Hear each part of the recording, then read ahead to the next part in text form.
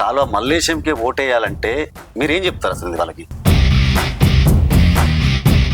కాలువ మల్లేశంకును మిగతా వాళ్ళకి తేడా ఏంటి అని అడిగితే మీరేం చెప్తారు? వాళ్ళకును మీకు తేడా?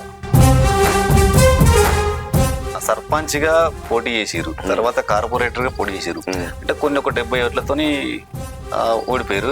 సరే మూడోసారి ముచ్చటగా ప్రజలకు మీ మీద సానుభూతి ఉందంటారా? అసలు ప్రజల దగ్గరికి వెళ్ళి మల్లేశం అంటే ఏంటి అని ఏం చెప్తారు? ఇప్పుడు సానుభూతి మీకు వర్తిస్తుందా, సింపతి వర్తిస్తుందా అంటారా? ఎందుకు వర్తించదు? నన్ను అంత కష్టపడ్డ మీరు కాంగ్రెస్ లా మళ్ళా బీఆర్ఎస్ కండువా కప్పుకోవడానికి కారణం ఏంటి మరి? నాకు మొన్నటి వరదాకా కూడా సరే ఏది రిజర్వేషన్ వచ్చి నాకు ఇస్తానన్నారు కదా. ఇప్పుడు చాలా మంది పోటీ చేసినప్పుడు ఎన్నో హామీలు ఇస్తారు. నేను అది చేస్తా అంటారు, ఇది చేస్తా అంటారు. గెలిచిన తర్వాత నేను అసలు మీతోనే ఉంటా అంటారు, చాలా ఉంటారు. సో ప్రధానంగా మీ డివిజన్లో మీరు ఇప్పటి వరకు ఎలాంటి సమస్యలు గుర్తించారు? గెలిచిన తర్వాత ఆ సమస్యల కోసం మీరు ఎలా పాటుపడతారు? మా అలుగునూరు అనేది సో మీ 8వ డివిజన్ ప్రజలకు మీరు ఏం చెప్పదలుచుకుంటున్నారు చివరగా? ఒకటే చెప్పేది నేను మా ప్రజలకు, కరీంనగర్లో కార్పొరేషన్ ఎన్నికల కోలాహలం మొదలైంది. అయితే అలుగునూరు 8వ డివిజన్లో రిజర్వేషన్ జనరల్కు కేటాయించడంతో మాత్రం ఇక్కడ బీఆర్ఎస్ పార్టీ తరపు నుండి కాలువ మల్లేశం బరిలో ఉన్నారు. ప్రస్తుతం ఇప్పుడు అన్న మనతో పాటు ఉన్నారు. అన్నని అడిగి మరిన్ని విషయాలు తీసుకుందాం. అన్న నమస్కారం. అన్న నమస్కారం. ఆల్రెడీ ఎన్నికలు షెడ్యూల్ వచ్చింది, ఇప్పటికి కూడా నోటిఫికేషన్ జారీ కావడంతో చాలా మంది నామినేషన్ కూడా వేస్తున్నారు. ఈ తరుణంలో బీఆర్ఎస్ పార్టీ తరపు నుంచి వెళ్ళి మీకు టికెట్ కన్ఫర్మ్ అయింది. సో ప్రజల వద్దకు మీరు అడిగి ఓట్లు అడుగుతుంటే, ప్రచారం చేస్తుంటే ప్రజల నుంచి వెళ్ళి రెస్పాండ్ ఎలా వస్తుంది మీకు? చాలా మంచిగా ఉన్నది. నేను ప్రజల దగ్గరికి వెళ్తే నాకు బీసీ కులాలు కానీ, ఎస్సీ ఎస్టీ దాదాపు అన్ని కులాల నుంచి వెళ్ళి, బిడ్డ నువ్వు ఇదివరకే 2 సార్లు నువ్వు సర్పంచ్గా కార్పొరేటర్గా తక్కువ మెజార్టీతో ఓడిపోయినావు కదా, నువ్వు చాలా మంచి వ్యక్తి అని మాకు నమ్మకం ఉన్నది, నీకే ఓటేసి గెలిపిద్దాం అనుకుంటున్నాం ఈసారి అని చెప్పి వాళ్ళు అంటారు. ఓకే, అంటే మీ 8వ డివిజన్లో ఎన్ని ఓట్లు ఉన్నాయి? సో ఆ ప్రజల దగ్గరికి వెళ్ళి కాలువ మల్లేశంకి ఓటేయాలంటే మీరేం చెప్తారు అసలు వాళ్ళకి? కాలువ మల్లేశం ఎట్లాంటి వ్యక్తిత్వం అనేది మా అలుగునూరు డివిజన్ ప్రజలకు అందరికీ తెలుసు. నేను ఎలాంటి వ్యక్తిని, లంగని కాదు, దొంగని కాదు. వీలైతే ఎవరికైనా సాయం చేయడం, గరీబ్ సరీబ్ చనిపోతే కానీ, ఎవరైనా ఆడపిల్ల పెళ్ళిళ్ళకి గరీబులకు కానీ నేను నా వంతుగా సాయం చేసుకుంటూ ఎప్పుడు నిత్యం 15 సంవత్సరాల నుంచి నేను ప్రజల్లో తిరుక్కుంటూ మంచి చెడు కార్యక్రమాలకు వెళ్తూ ఉంటూ ఎప్పుడు నేను ప్రజల మధ్యనే ఉంటున్నాను. ఓకే, అంటే దాదాపు ఇప్పుడు ప్రజలకు, సో ఇప్పుడు మీరు రాజకీయాల్లోకి అంతకుముందు కార్పొరేషన్లో కలవక ముందు మీరు సర్పంచ్గా పోటీ చేశారు, కార్పొరేషన్లో కలిసిన తర్వాత కార్పొరేటర్ కూడా పోటీ చేశారు. సో కొద్ది ఓట్ల తేడాతో మీరు ఓడిపోయారు. అవును. సో అప్పటి నుంచి అంటే పదవిలో ఉన్నా లేకున్నా కూడా ప్రజలకు మీరు ఏ విధంగా సేవ చేశారు? మీరు చేసిన సేవ ఏంటి అసలు? ఫస్ట్ ఆఫ్ ఆల్ అసలు నేను వాస్తవానికి 2001లో టిఆర్ఎస్ పార్టీ కేసీఆర్ను గాదా ఇన్నారెడ్డి గారు ఈ పార్టీని స్థాపించినప్పుడు టీఆర్పీ పార్టీ పేరు. ఓకే, 2003లో అప్పుడు 2001లో నేను అప్పుడే పార్టీలో జాయిన్ అయినాను. టీఆర్ఎస్ ఇప్పుడు తెలంగాణ కోసం అని చెప్పి నేను జాయిన్ అయినా. అట్నే కంటిన్యూగా నేను పనిచేసినాను. 2003లో ఇద్దరు విడిపోయిన తర్వాత గాదా ఇన్నారెడ్డి గారికి ఏమో రైతుల గారి గుర్తు టీఆర్పీ పార్టీ పేరు వచ్చింది, ఇటు టీఆర్ఎస్ కారు గుర్తు కేసీఆర్ గారికి వచ్చింది. అప్పుడు నేను మళ్ళా కేసీఆర్ గారు నేను గాదా ఇన్నారెడ్డి గారితో నేను ఉంటే నన్ను పిలిచి టీఆర్ఎస్లో మళ్ళీ జాయిన్ చేసుకున్నారు. అప్పటి నుంచి నేను ఉద్యమ సమయంలో రాస్తారోకాలు, రిలే నిరాహార దీక్షలు, మా అలుగునూరు పెద్ద అడ్డ, మా దాదాపుగా ఈ వరంగల్ రోడ్డు, హైదరాబాద్ రోడ్డుకు సెంటర్ పాయింట్ కరీంనగర్ దాటంగానే ఏ కార్యక్రమం చేయాలన్నా దాదాపుగా ఏంటంటే ఇప్పుడు రాస్తారోక కానీ, నిరసనలు తెలపాలంటే కానీ మాకు ప్లేస్ మంచిగా ఉంటుంది. మాకు అదొక అడ్డా లెక్క. ప్రతి నాయకుడు వచ్చినా అలుగునూరుకే చేసేది. దానికి అన్నిటికీ నేను ముందుండి దాదాపు అన్ని కార్యక్రమాలను చేసిన. అప్పుడు కేసీఆర్ గారి పిలుపు మేరకు అన్ని కుల సంఘాలు రిలే నిరాహార దీక్షలు చేయాలంటే కూడా నాకు చౌరస్తాలో నా జిరాక్స్ సెంటర్ ఉండే. ఆ జిరాక్స్ సెంటర్ పక్క పోండి 41 రోజు నేను టెంట్ వేయించి ఆడ స్టేజ్ లెక్క వేయించి ఓకే. మేము కులానికి ప్రతిరోజు 2 చొప్పున 4 చొప్పున ఇట్లా వీలైనంత వరకు నిరాహార దీక్షలు కూడా ఓకే. మా అప్పుడున్న గవర్నమెంట్ కు వ్యతిరేకంగా మాకు తెలంగాణ కావాలని చెప్పి ఓకే. కొట్లాడినాం. ఓకే. తర్వాత కూడా ఈ చాలా ఇప్పుడు అప్పుడు ఏంటంటే ఆంధ్ర వరదలు వచ్చినప్పుడు ఓకే. ఇక్కడ నుంచి కూడా బట్టలు సేకరించి డబ్బులు సేకరించి గ్రామ గ్రామాన తిరిగి దాదాపుగా నేను అప్పుడు యూత్ నాయకుడిని, దాదాపుగా నేను కూడా తిరిగి డబ్బులు పంపించినాం. ఇక ప్రతి కార్యక్రమంలో పాల్గొన్నా, దెబ్బలు తిన్నాం పోలీసులతోని. ఓసారి 2 రోజుల పోలీస్ స్టేషన్ నుంచి ఒక పూట భోజనం అట్లా తినుకుంటూ అట్లే ఉన్నాం. కేసీఆర్ గారు మీటింగ్ ఎక్కడ పెట్టినా, నల్లగొండ గాని వరంగల్ గాని హైదరాబాద్ అవతల పెడుతుండే, ఎక్కడ పెడుతుండే అక్కడి కూడా పోయి మేము జస్ట్ పులిహోర ఇంత పెట్టుకొని ఏదో ఒక బస్సు ఇస్తే అల్లా ఇరుకు మేము చిన్న బస్సు ఇచ్చినా గానీ 20-30 మంది పట్టే బస్సు ఇచ్చినా గానీ ఇది 40-50 మంది ఒకళ్ళ మీద ఒకళ్ళు కూర్చొని, అప్పుడు పార్టీ అంటే ఒక రూపాయి ఇచ్చేది కాదు, జేబులోకి వెళ్ళి నాతో ఎంత అయితే వీలైనంత వరకు వాళ్ళకు ఏదో ఇంత పులిహోర, ఇంత మంచినీళ్ళు, రాంగా ఏదన్నా అట్లే ఖర్చుల మందం నా జేబులోకి వెళ్ళి పెట్టుకుంటూ ప్రతి పెద్ద సభలు ఏవి పెట్టినా కేసీఆర్ గారికి ఖచ్చితంగా పోయేవాళ్ళం, వచ్చేవాళ్ళం. ఎప్పుడో పోతే రాత్రి ఎప్పుడో వచ్చేటోళ్ళం.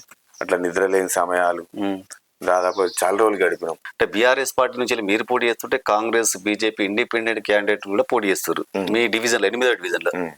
సో కాల్వ మల్లేశంకును మిగతా వాళ్ళకి తేడా ఏంటి అని అడిగితే మీరేం చెప్తారు? వాళ్ళకు మీకు తేడా? కాల్వ మల్లేశం అయితే నేను మళ్ళా తర్వాత కూడా 2020లో కార్పొరేషన్ ఎలక్షన్ వచ్చినాయి. కార్పొరేషన్ ఎలక్షన్ వచ్చిన తర్వాత నేను టీఆర్ఎస్ పార్టీలనే కొనసాగుతున్నాను. ఓకే. అయితే రసమయ్య బాలకిషన్ అన్న అంటే నాకు టికెట్ కావాలన్నా అని అంటే ఇద్దాం తమ్మి అని అన్నాడు. అప్పుడు నా మీద గెలిచిన కిష్టయ్య కూడా టీఆర్ఎస్ పార్టీని జాయిన్ అయ్యాడు. నా ఇద్దరం ఇంకో ఓడిపోయిన సల్లారవి కూడా టీఆర్ఎస్ పార్టీలో జాయిన్ అయ్యాడు. ముగ్గురం టీఆర్ఎస్ పార్టీలో.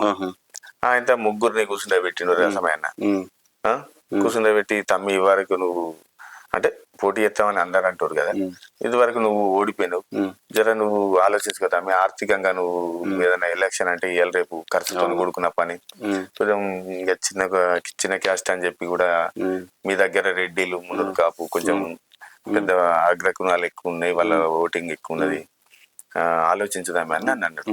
అన్న వాళ్ళే బాగా ఆలోచించిన. నా చిన్న వయసు, సరే వీళ్ళు పెద్దోళ్ళు నాకన్న వయసులో కిష్టయ్య పాపం నాకు ఆయన గెలిచినా గానీ ఎన్నాడు ఇబ్బంది పెట్టలే, ఆయన నాతో అనుకూలంగానే ఉన్నాడు. ఏదైనా ఎవరికైనా పని చెప్పి ఇట్లా పని చెప్పాలా మామ అంటే, మీకు పని చేయాలి మామ అంటే చేసిండు. ఆ అభిమానంతో నేను కిష్టయ్యకి మద్దతు ఇస్తాను నేను చెప్పిన. సరే ఇంకో ఫ్యూచర్ లో ఇంకో టర్మ్ వస్తే నువ్వు చేసుకుంటూ తీతామే నన్ను రసమైన చెప్పింది, అయితమే మంచిదని చెప్పి నేను ఒప్పుకొని ఆ కిష్టయ్యకి మద్దతు తెలిపిన తర్వాత ఇంతల్నే ఆయన చలరవి ఆయన వాళ్ళ చుట్టాలు వాళ్ళు అంతా వచ్చి మా వాడిని మేము గెలిపించుకుంటాం, మాకే టికెట్ ఇవ్వాలని చెప్పి రసమైన కొంచెం ఇబ్బంది పెట్టుట్లా ఆయనకు చల్లరవికి ఇచ్చేసిండు. కిష్టయ్యని నన్ను పక్కకు ఉంచడం వల్ల ఇక నన్ను కిష్టయ్యని ఉంచుతావా, నేను మొదటి నుంచి పార్టీలో పనిచేసిన నాకు టికెట్ ఇవ్వని చెప్పి నాకు కొంచెం బాధ అనిపించి కోపం అనిపించింది. అయినా నేను వినకుంటా అన్న నేను కిష్టయ్యకి ఇవ్వలేదు, నాకు ఇవ్వలేదు కాబట్టి నేను ఖచ్చితంగా నేను పోటీ చేస్తా అని చెప్పి ఇండిపెండెంట్ గా నేను మళ్ళా పోటీ చేసిన. పోటీ చేసుకుంటూ నేను ప్రజలలో ఏమైనా కుల సంఘాలల్లో కానీ ఏదైనా కానీ ఇట్లా గుడి కట్టుకుంటాను అంటే ఏదైనా అంటే నేను నా తోచిన విధంగా ఆర్థిక సాయం చేసిన. నన్ను ఊరంతా పార్టీ ఇప్పుడు టీఆర్ఎస్ పార్టీ నుంచి చల్లరవి శారద పోటీ చేస్తే వాళ్ళది ఊరంతా దాదాపు అలుగునూరు పుట్టినాక అలుగునూరు గ్రామ పంచాయతీ అయినా కాంచలి సర్పంచులు, ఎంపీటీసీలు, వార్డు మెంబర్లు ఎంతమంది చేసి పదవులు అనిపించారు. వాళ్ళందరూ ఆఖరికి మా సంఘం పెద్ద మనిషితో సహా అన్ని కులాల పెద్ద మనుషులు ఒక్క దిక్కు కలిసి తిరిగినా గానీ నాకు అలుగునూరు అంటే అలుగునూరు ఓటర్లు అందరూ నాకు 1937 ఓట్లు వేసారు. నేను దాదాపు 140 మా ఇద్దరి మధ్యలో 140 తేడా అంటే 70 ఓట్లతోని నేను ఓడిపోయినా. అప్పుడు కూడా ఇక నాకు ఇంకా సంతోషం అనిపించింది. అరే ప్రజలందరూ నీ వైపు వస్తారు ఇప్పటికి. అదే నేను ఇంత చిన్న కులం అని అన్నారు, ఊరంతా రెడ్లు, మున్నూరు కాపులు, ఇంకా అన్ని కులాలు, పెద్ద మనుషులు, ఓ 2 మండలాల నాయకులు కలిసి తిరిగినా గానీ నాకు గన్ని ఓట్లు వేసారు అని ఇంకా ధైర్యం అనిపించింది. అదే ధైర్యంతో నీ మళ్ళా ఈ 6-7 సంవత్సరాల గ్యాప్ లో కూడా ప్రతి సంవత్సరం ఏదో ఒక నా పుట్టినరోజు నాడు మా అలుగునూరులో 2002 ఆ టైంలో వినాయకుడు విగ్రహం స్వయంభుగా వెలిసింది. ఆ వెలిసిన వినాయకుడిని మా అలుగునూరు ఈ రాజకీయం చేయబట్టి అది వినాయకుడిని 10-20 సార్లు మీటింగ్ పెట్టి కడదామని, అది కట్టింది లేదు, ఏం లేదు. ఇక ఇప్పుడు మీరు ఆలోచించి నేను ఇట్లా ఆ వినాయకుని గుడి నిర్మాణానికి ముందరగా ఆ కమిటీ మెంబర్లను దగ్గర సంప్రదించి ఆ గుడి నిర్మాణాన్ని మొదలు పెడతా అని చెప్పి ముందరికి పోయినా. మహేశ్వర శర్మ అని ఆయన మంచి అయ్యగారు పూజారి, ఆయన తీసుకొచ్చి ఆ విగ్రహం చూపించిన అబ్బాకి ఇంత మంచి లక్ష్మీ గణపతిని ఇట్లా పడుకోబెట్టిరు, ఈ ఊరు ఖరాబ్ అవుతుంది, ఎన్నేళ్ళ ఇది ఏంది, మీరు అప్పటి నుంచి ఇప్పటిదాకా గుడి కట్టలేదా అని చెప్పి ఆయన కోపం చేసిన వాళ్ళు. ఆయనతో అప్పుడు నేను గుడి కడదామని మా కమిటీని వాళ్ళని సంప్రదించిన, మీరు రండి అని చెప్పి ఆయన తీసుకుపోయి చూపించి ఆయనతో అక్కడ నా పుట్టినరోజు పూజ చేసుకొని 1,16,000 రూపాయలు మొదలు డొనేషన్ అంటే గుడి డొనేషన్ ఇచ్చి ఆయనతో ఆ కమిటీ ద్వారా గుడి నిర్మాణంలో నా వంతుగా నేను పనిచేసిన. ఇవాళ గుడి అయిపోయింది. అంటే నేను ఎన్నికల్లో పోటీ చేయడానికి ఏంటిది మళ్ళీ ఇప్పుడు నేను నాకు సర్పంచ్ గా పోటీ చేసిరు, తర్వాత కార్పొరేటర్ గా పోటీ చేసిరు, అంటే కొన్ని ఒక 70 ఓట్లతోని ఓడిపోయారు. సరే మూడోసారి ముచ్చటగా ప్రజలకు మీ మీద సానుభూతి ఉందంటారా? అసలు ప్రజల దగ్గరికి వెళ్ళి మల్లేశం అంటే ఏంటి అని ఏం చెప్తారు? ఇప్పుడు సానుభూతి మీకు వర్తిస్తుందా, సింపతి వర్తిస్తుందా అంటారా? ఎందుకు వర్తించదు? నన్ను మొదటిసారి 3వ స్థానం, రెండోసారి 2వ స్థానం, 3వసారి నన్ను చూస్తురు నేను చేసే పనులను, నేను ఎట్లాంటి వ్యక్తిని. తను రూపాయి జేబులకి వెళ్ళి పెట్టి పని చేసేటోడే గాని ఆయన లంగ కాదు, దొంగ కాదు. ఇంత పని చేసుకొని సొంత డబ్బులతోని ఊరు బాగు కోసం పనులు చేస్తుండని వాళ్ళు గుర్తిస్తారు. గుర్తించేపటికే మొదటి స్థానం వచ్చింది, 3వ స్థానం, 2వ స్థానం, ఇప్పుడు మొదటి స్థానం. వాళ్ళు మనిషిని చూస్తారు, పార్టీలని కాదు. ఊళ్ళే ఎవరు మంచి చేస్తారు ఏంటిది అనేది మనిషిని చూస్తారు. ఇప్పుడు ఎదురుగా నిలబడే మనిషి 100 రూపాయలు లేకుండా ఏ పని చేయడు. ఆయన మాట విధానం కొంచెం దురుసుగా ప్రవర్తిస్తాడు. నమస్తే పెడితేనే ఆట చూసుకుంటా పోయే మనిషి. అటువంటి వ్యక్తికి ఓట్లు ఎత్తారని నాకైతే నమ్మకం లేదు. ఎందుకంటే మనిషికి మనం కూడా ఇప్పుడు అన్న అని పిలిస్తే నమస్తే అన్న అంటే మంచిగా అనిపిస్తుంది, అనకపోతే దాన్ని ఎట్లుంటది.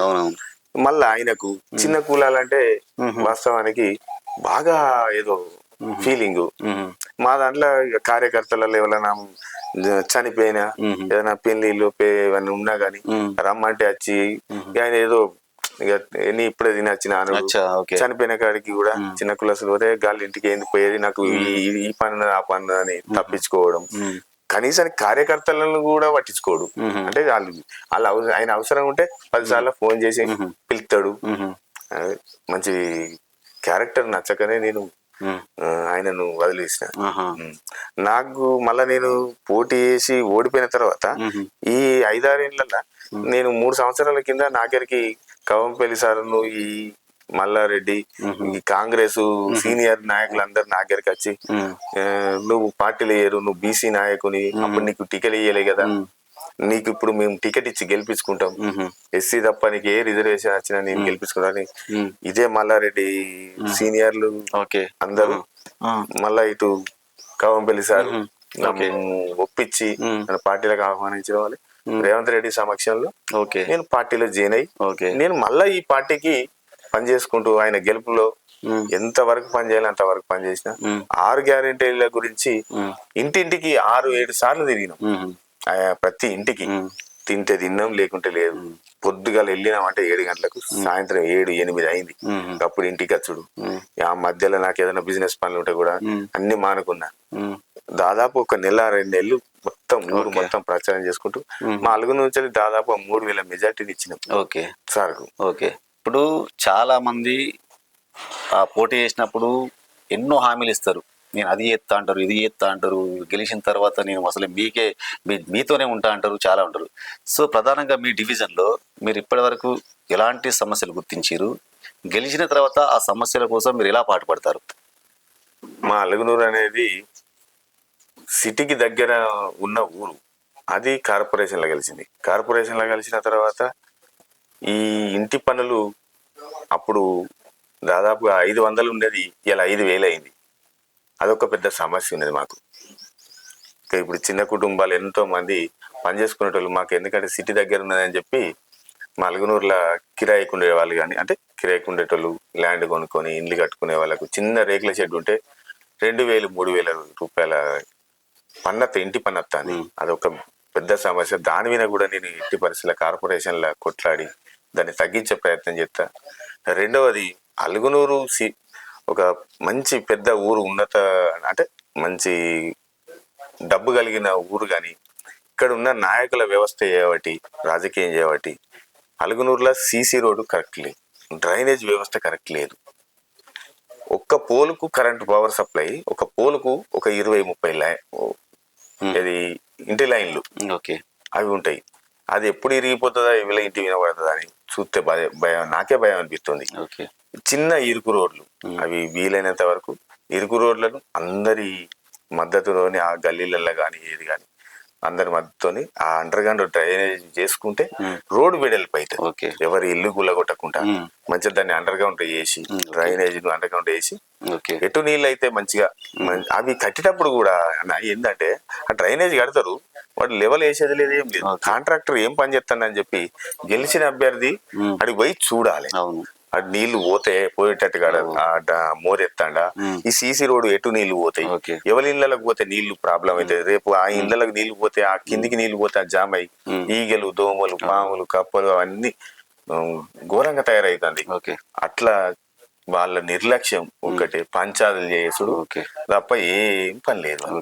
ఇవి అయితే అధ్వానంగా ఉన్నాయి. పల్లెటూర్లలో ఉంటుంది.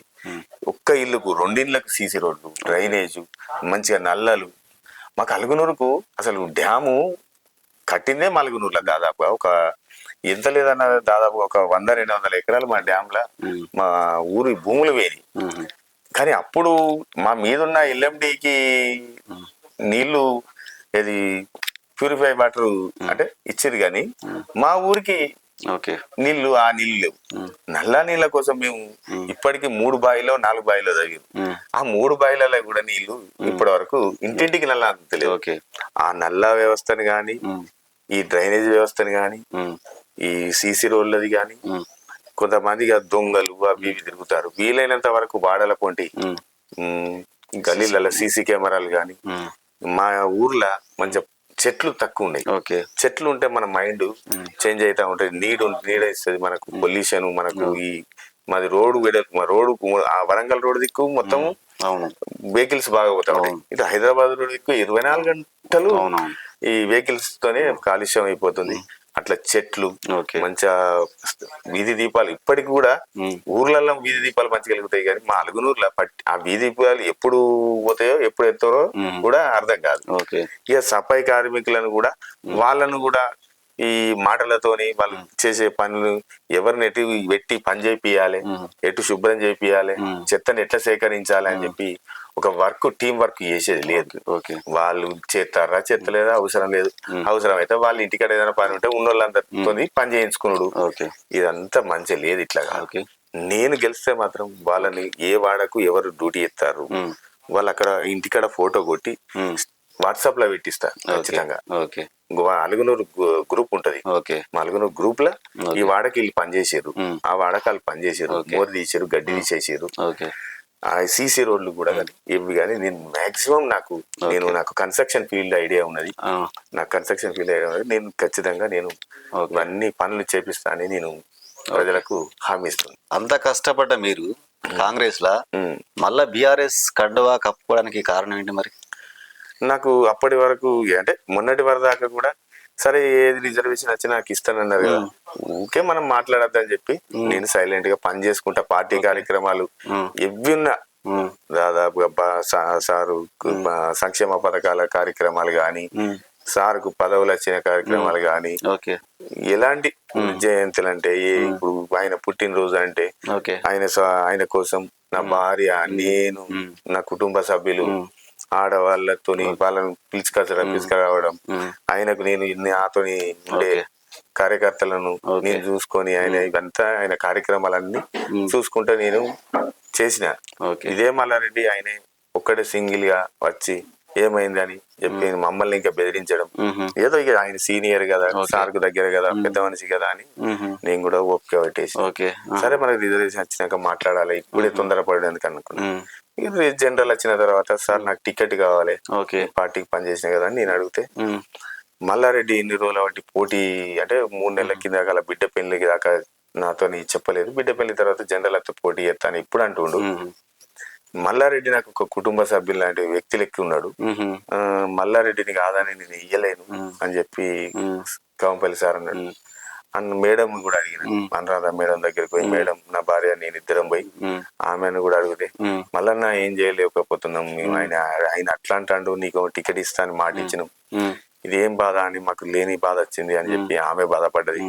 ఇక బాధపడ్డ తర్వాత నేను ఒకటే ఆలోచించిన, ఇక పొమ్మల లెక్క పొగ పెడతారా మరి ఇదేంటి అని చెప్పి ఆలోచన చేసి సపరేట్ ఇక సార్ నేను పోతున్నా అంటే టికెట్ ఇస్తారా ఇయ్యరా అంటే చివరి నిమిషం దాకా మేము చెప్పే ప్రయత్నం చేస్తామంటే మళ్ళా గతంలో జరిగినట్టు నాకు జరుగుతుంది అని చెప్పి ఆలోచించి ఇంతలో ఈ విషయం మరి ఎట్లా తెలిసిందో రసమయ్యకు మా సామిరెడ్డికి వీళ్ళకిద్దరికి ఎట్లా తెలిసిందో ఇట్లా సంగతి అయినా తెలిసిన తర్వాత ఇప్పుడు సామిరెడ్డి గారికి కూడా నేను గతంలో ఆయన కాంగ్రెస్ పార్టీ నుంచి ఎంపీటీసీ చేసినప్పుడు నేను ఆయనకు బాగా సహకరించిన, ఆయన గెలుపులో కారణం నేను కూడా అంటే అప్పుడు ఆ సమయంలో పనిచేసిన ఆయన కోటి మనసులు ఉన్నది.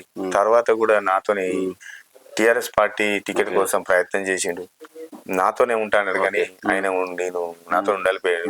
సరే ఇవన్నీ జరిగినాయి, వీడు మంచి బీసీ నాయకుడు, వీనికి మంచి పట్టున్నది, యూత్ లో గాని మహిళల్లో గాని మంచిగా ఊర్లో మంచి పట్టున్నది వీనికి అని చెప్పి ఇక నాకు 2 కొడుకులు పెళ్లిళ్ళు చేసేది ఉన్నది, మా అమ్మ ఆరోగ్యం బాగాలేదా, మళ్ళీ ఇక నువ్వు సపరేట్గా నువ్వు పోటీ చేయి, మనం ముగ్గురం అందరం పోటీ చేసే అవసరం అలాంటి కాంగ్రెస్ నుంచి ఆయన చేస్తాడు, నువ్వు టిఆర్ఎస్ నుంచి మన పార్టీకి వచ్చేసి మళ్ళీ అని చెప్పి ఆయన అన్న వల్ల ఆలోచించిన. మరి మిమ్మల్ని ఎట్లా నమ్మాలంటే రసమయ్య గారు అన్న దగ్గర తీసుకుపోయిన వాళ్ళే, అన్న కూడా నువ్వు బాధపడ్డాడు, పోయినసారి మమ్మల్ని మేము ఒక్క దిక్కు తిరిగినా మమ్మల్ని చెమటలు పట్టించిన తమ్మి, నువ్వు ఖచ్చితంగా గెలుతావు, నీ మీద మంచి ప్రజలకు మంచి అభిప్రాయం ఉన్నది, నీ మీద బాగా నమ్మకం ఉన్నది తమ్మి, మీ ఎంత చెప్తే ఏం లాభం, కొంతమంది నేను కూడా ఇంటింటికి తిరిగిన అయినా కానీ మాకు నీకు 70 ఓట్లు, ఇక నేను నీకు సరే నాకు తప్పుడు సమాచారం ఉన్నది అప్పుడు నీకు ఇయ్యలేకపోయినా బాధపడి సరే నేను ఇత్తా, నీ దగ్గరుండి నీకు పనిచేసి గెలిపించుకుంటా అని చెప్పి ఆయన మాట ఇచ్చిన వాళ్ళే. అప్పుడు నమ్మకం కలిగినాక మళ్ళా వర్కింగ్ ప్రెసిడెంట్ కేటీఆర్ గారి దగ్గరికి నన్ను తీసుకెళ్లి నన్ను మళ్ళా పార్టీలో చేర్పించాను. సో ఇప్పుడు మళ్ళీ అటు ఇటు పోయి కాంగ్రెస్ నుంచి వెళ్ళి మళ్ళా తల్లి దగ్గరికి వచ్చినావు అంతే. సో ఇప్పుడు వచ్చిన తరుణంలో ఈ పార్టీ నుంచి వెళ్ళి గానీ ఈ ప్రజల నుంచి వెళ్ళి గానీ మద్దతు ఎలా వస్తుంది మరి? మంచిగా ఉన్నది, నన్ను చూస్తారు పార్టీని. కేసీఆర్ గారు చేసిన మంచి పనులు, పెన్షన్స్ గానీ ఆయన చేసిన పనులు బాగున్నాయి కదా. ఇప్పుడు ఈ తెలంగాణ మొత్తం సస్యశ్యామలంగా ఉన్నదంటే నీళ్లు కాళేశ్వరం నీళ్లు తేవడం వల్ల ఇలా రైతులు బతుకుతారు, అందరు కూలీ దొరుకుతుంది, కూలి పని చేసుకునే వాళ్ళకు, ఏ పని చేసుకునే వాళ్ళకి ఆ పని దొరుకుతుంది. ఇలా అంతకుముందు 5 లక్షలకు 3 లక్షలకి ఎకరం ఉన్నది, ఇలా 40-50 లక్షలకి ఎకరం అయిపోయింది. అందరూ మంచిగా బతుకుతారు, ఎక్కడికి పోయినా కానీ మంచి పని చేసినావు. నీకు అంతకుముందు ఇండిపెండెంట్ గా ఉండడం వల్ల నువ్వు ఒక పార్టీ గుర్తు లేకపోయింది, నీకు ఇప్పుడు పార్టీ గుర్తి ఒక తెలంగాణ జెండా మన జెండా కింద ఉండవు, ఇక నువ్వేం పర్వాలేదు బిడ్డ అని చెప్పి ధైర్యంగా మేము ఎవరైనా భయపడే వాళ్ళు ఉన్నా కానీ అవతలి పార్టీ వాళ్ళు బెదిరించే వాళ్ళు ఉన్నా కానీ ఇది మా పార్టీకి వేసుకుంటామని చెప్పి వాళ్ళు ధైర్యంగా మద్దతు ఇస్తారు, నాకు మంచిగా అనిపిస్తుంది. నేను ఖచ్చితంగా అత్యధిక మెజారిటీతో గెలుతా నమ్మకంతో ఇంకా నాకు అంటే ఇప్పుడు చివరిగా లాస్ట్ అండ్ ఒక ఫైనల్ క్వశ్చన్ అడుగుతున్నా. 8వ డివిజన్ ప్రజలు ఈ వీడియో చూస్తారు తప్పకుండా, అందరూ కూడా ప్రతి ఒక్కరు కూడా సుమన్ టీవీలో వచ్చిన ఈ వీడియోను తప్పకుండా అవుతారు.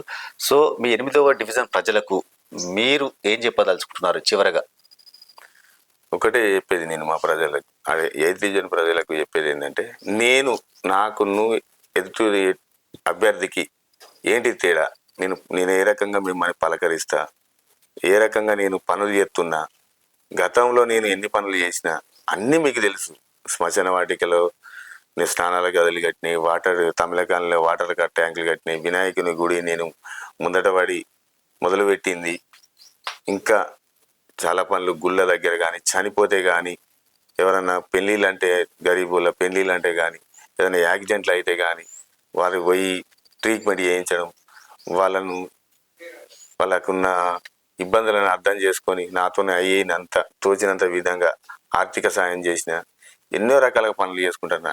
ఇంకొకటి ఏంటంటే నాకు ఇంకా పూర్తి నమ్మకం ఏంటంటే మీ మీద మన అలుగునూరు ఓటర్ల మీద నా నమ్మకం నాకు ఏంటంటే, మొదటిసారేమో నాకు 3వ స్థానాన్ని ఇచ్చారు, రెండవసారేమో 2వ స్థానాన్ని ఇచ్చారు.